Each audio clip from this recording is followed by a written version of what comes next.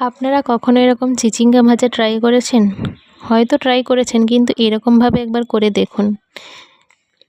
এর জন্য একটি কড়ায় সাদা তেলের মধ্যে নিয়ে নেব পেঁয়াজ কুচি। পেঁয়াজটাকে একটু ভালো করে নরম করে ভেজে নিতে হবে, লাল করে কিন্তু ভাজলে হবে না। এর মধ্যে দিয়ে দেব শুকনো লঙ্কা এবং এরকম চিচিঙ্গাগুলো সরু সরু করে পিস করে আমি কেটে নিয়েছি।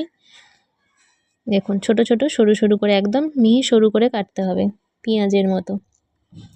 এর মধ্যে দিয়ে দেব লবণ এবং হলুদ। এবার এটিকে ভালো করে নাড়তে হবে।